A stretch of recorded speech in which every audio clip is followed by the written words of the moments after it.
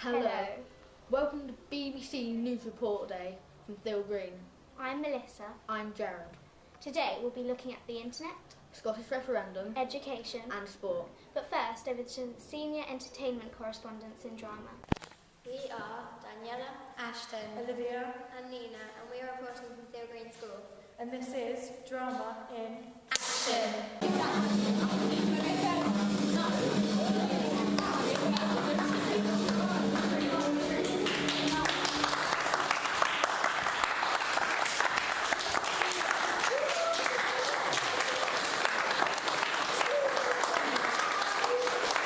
I love drama because it brings everyone together as a group, and you really get to know what everyone's like, and you get to discover different characters and discover different plots, and that's why I love it.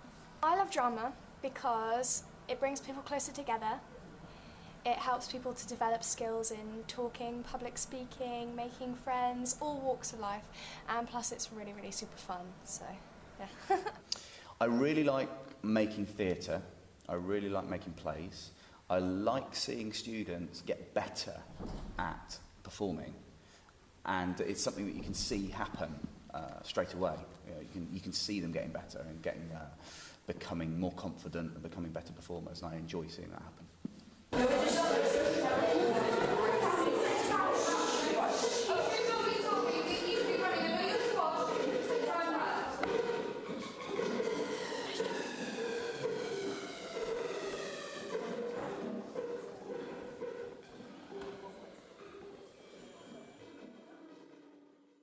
Theale Green School is amazing when it comes to the drama department. The drama department have put on many productions in the past and will continue to produce fabulous plays. Joseph and the Amazing Technicolor Dreamcoat is in progress. A lot of work is going on behind the scenes to create a fantastic spectacle. It will be a great occasion for the school and everyone coming to watch. Joseph is a story from the Bible, and it's from Genesis, and it's about a boy who has 11 brothers, and he's the favourite brother, and his dad gives him a coat, and then the brothers aren't very nice to him and sell him off to be a servant for this man called Potiphar, and then Potiphar then puts him in jail, and then he can tell dreams, so if you had a dream, he'd be able to say, oh, this dream means this, and then he goes to Pharaoh, because Pharaoh has a dream, and he tells Pharaoh what his dream is about, and then Pharaoh gives him lots of money and lots of wealth and corn and everything they need, and then there's a famine in Egypt, and Joseph helps them get through the famine, and then it's all happy families in the end. Joseph, I am helping out with backstage, the props, the costume. I've been in numerous productions in the past, but this year I decided I would help I really like stage makeup, so I thought that would be really cool to try out and help. I play the narrator. There's 4 narrators, and I play one of them. Reporting from Theale Green School with Ashton, Nina, Daniela and myself. This has been Drama in Action. Back to you in the studio. Thank you, that was very interesting. Jared? Now over to our senior technology correspondents who have been looking into cyberbullying. This is Isabel. This is Libby. This is Emily. This is Lauren. Reporting for BBC News School Report 2014. I'm outside Theale Green School 6th form IT room to discuss internet safety. We are looking at how to be safe and secure from internet abuse. Can you tell us about your experiences with cyberbullying? My experiences with cyberbullying is being called names and being posted rude pictures. How could you use your experiences to support others? I would advise them to tell a teacher and let them deal with it. So how does it feel to be bullied in general? It feels like everyone is out to get you and you cannot trust anyone. Now we're going to go interview Ms. Patel. How do you feel teaching cyberbullying? I feel cyberbullying is a really important issue which should be covered, not just in Year 7 but throughout teaching. And it's quite important, especially for Year 7s, because there's so many forms of cyberbullying. People don't know how to respond, especially parents, and at least teachers can give guidance on how to prevent this or how to help a fellow friend. Do you know anybody who was cyberbullied? Yes, I know a couple of people who've been cyberbullied. What happened? But what happened was they were getting called rude names, a lot of slander was posted about them on the internet. Generally, they were not happy within themselves. Did you help them? Yes, I did. I told them, you know, talk to a parent, talk to a teacher, anybody who you think who you can confide in to help you with the situation. Did you see any changes in their self-esteem? Yes, I saw a lot of changes. They become a lot more open, they were offering to talk more, they were a lot happier as well. Their schoolwork improved as well, so I think that was one of the main benefits of talking about it. This has been Lauren. This has been Emily. This has been Libby. This has been Isabel. Reporting for the BBC School Report to discuss the various tips and advice to stay safe on the internet. Thank you for watching. Thank you for that insightful report. Melissa? But now over to our senior political correspondents who have been investigating the Scottish referendum. On the 18th of September this year, the Scots will go to the polls. They will be voting for Scottish independence. Do the Scots want to end the 300-year union with the United Kingdom? Now over to Brandon, who is interviewing Mrs. Hull. I think it's very interesting, quite exciting for the people who live in Scotland. I probably haven't looked into it as much as I would have done if I was still living in Scotland and if I had a vote. But I'm really not sure what the result will be. I do know that the more politicians down here try to tell people what to do and what to think, the more likely they are to do the exact opposite. Okay, thank you. Now over to Jared interviewing Miss Rob. We moved because my husband's job relocated down to Reading, and as a family we had to move here for his job and work. I would vote no for independence because I don't believe it's the right thing for Scotland to do or for the Scottish people. I don't think it's been that well thought out financially to support Scotland for the long term. Okay, thank you. Now over to Cameron with Mr. Ford. I think if Scotland want to be independent, it's completely up to them. But I think with independence comes responsibility. It's a little bit like the problem in North Ireland and South Ireland, and the same thing could happen with Northern Ireland. It could actually be independent as well. Okay, thank you. Now back to the studio.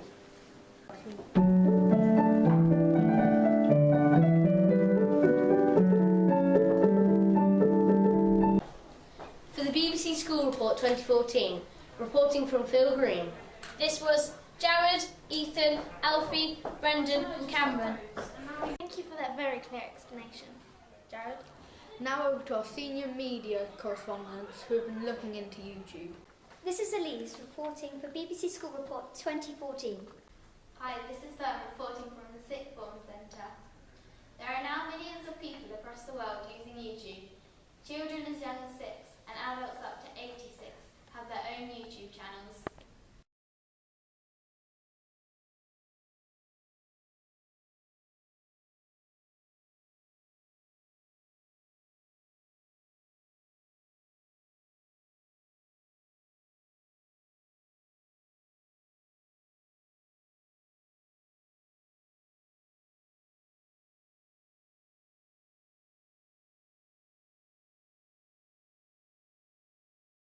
Do you use YouTube very often? Sometimes to watch funny clips or random animal attacks. They're quite weird things, but you know.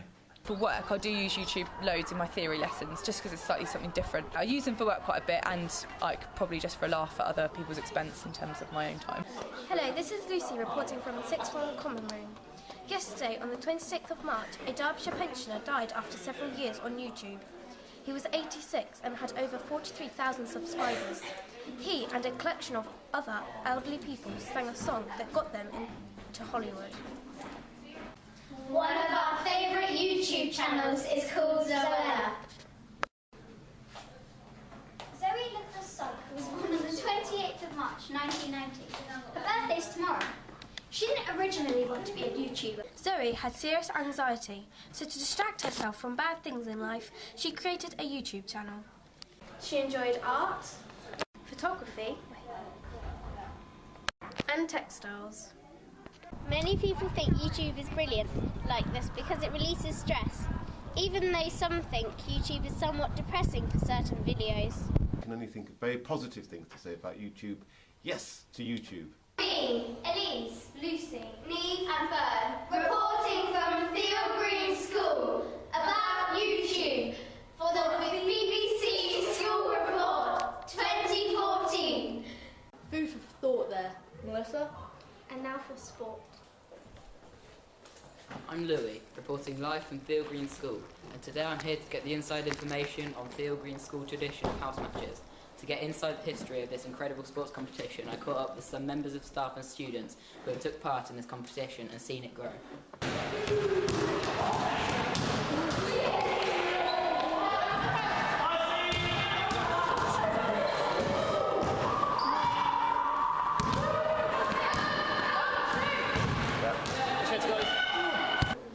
What are house matches and their tradition in Theale?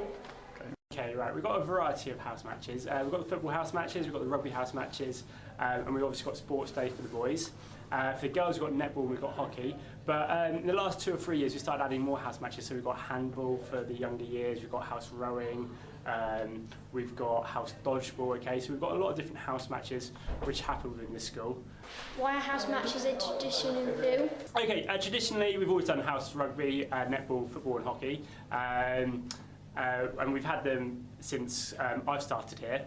And it's great because all the kids, we do it in lessons, so all the kids come together, and it's a real kind of nice activity to get everyone doing kind of something for their house, something for their house system, and just kind of getting together and sort of enjoying it and taking part as far as their house is concerned, really. Who takes part in house matches? So we've got 4 houses. We've got Hunt House, we've got Benyon House, we've got Piper House, and we've got the best house, which is Scott House. Okay, those 4 houses compete, okay, to have a crown champion for the house matches. Why are house matches a tradition in Theale? Okay, the house matches are a tradition. It comes back kind of, house fear is a tradition because it comes back from where this school kind of arises from. So Benyon, okay, is from the estate which we're in. Piper creates because of the ties we've had with some of the parks around here. It's my chili heat really crisp, yeah. I will finish it at some point. And Scott House, okay, is coming from one of the sons of Scott of the Antarctic who lived around here. And then we've got the final house, which is Hunt. And I don't exactly know why Hunt is around. We need to talk to Miss Buckland for that. But basically, this is kind of like the tradition of what's kind of happened around Theale. And it's good that with the kids who come in, okay, get put into houses and they compete in a variety of different activities and events. What house are you? Piper. No, I'm in Scott House. I'm the head of Scott. What are the house matches and what is their tradition here in Theale? Right, house matches in Theale. So we've got 4 houses which are Piper, Scott, Hunt and Benyon. Originally they've done, so we've had house matches for rugby. We've had basketball in the past, we don't use them as much now. Football, help me out here, help me out. Girls do hockey, netball. We also have house matches for rowing. Do you want sports or just sport? Yeah, they're just kind of sport ones. Yeah. Who takes part in house matches? All year groups, so it gives year 7s to 13. Obviously it's kind of a smaller scale for year 12 and 13s. But all pupils who want to take part, and we also have staff rowing, staff house rowing. What are house matches and their tradition in Theale? Right, there's always been a house system at Theale. We've got 4 houses.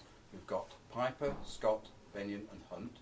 And every 2 or 3 times a year we have inter-house competitions. They play football, rugby, netball, hockey. We also have a sports day as well. The tradition goes back from the start of the school. Who takes part in house matches? All the students take part in the house matches. You represent your house and you take part in whichever sport's happening at that time. Why are house matches a tradition in Theale? It's because of the house system, and it just enforces the house system at Theale, and all the students are a part of the house, and by taking part in house matches then that just emphasises the part that they are in a house. How's it organised? It's normally organised by Mr Blinko and the PE department. They are excellent at doing it. They put out loads of information to the students. We get all the students together in the hall and they agree to which part they're going to play in whichever team. So the PE department, and they do an excellent job doing it. This is Louis. I'm Stephen. Reporting live from Theale Green School.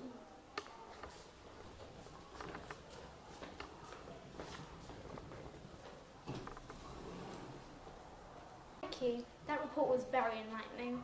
Jared? Now for a subject very close to our hearts. Over to our senior education correspondent. Hi, I'm Esme. And I'm Beth, and we're here to talk to you about the new education system at Theale Green and to see what improvements have been made since the school turned academy. Theale Green has been an academy since September the 1st, 2013, and we'll be reviewing some of the changes it's made for better or for worse. How do you think music as a subject contributes to the school's success? It contributes by providing excellent musicians for concerts and performances, so people outside of the school can see how wonderful the students can perform. It contributes by adding a creative dimension to the learning and the education of the children, and also a great sense of fun. I enjoy science. I've enjoyed science since I was very young, and also I wish to have a career as a pharmacist when I'm older. Well, we've been doing pie charts, and I found it really helpful because in lessons we've had before on pie charts, I haven't really understood it, but I understand it more now.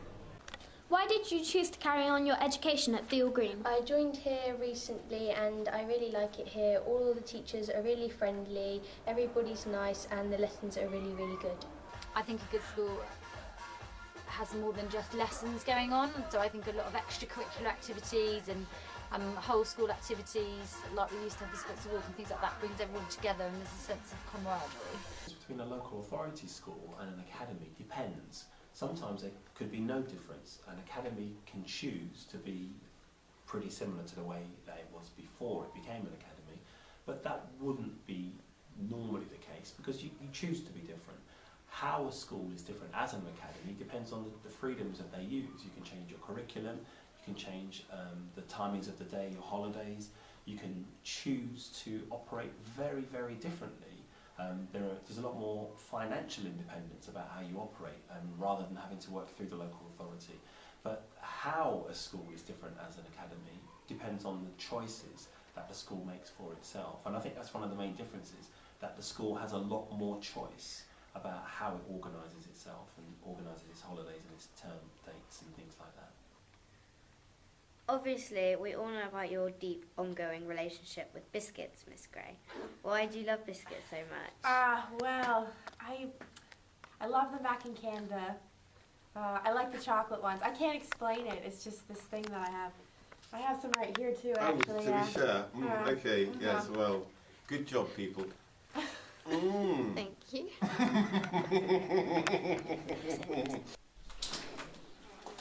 Back to the studio. Thank you. And now for the weather with Annie. It's been another chilly day, though less so than Wednesday in eastern England, with brisk easterly winds. The brightest and driest weather will again be in the northwest. Scattered and heavy showers elsewhere, possibly thundery in places with a risk of hail. In the evening it will turn drier, though still quite chilly with brisk easterly winds.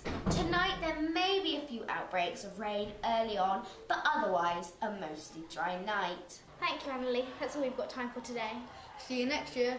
Goodbye. Goodbye.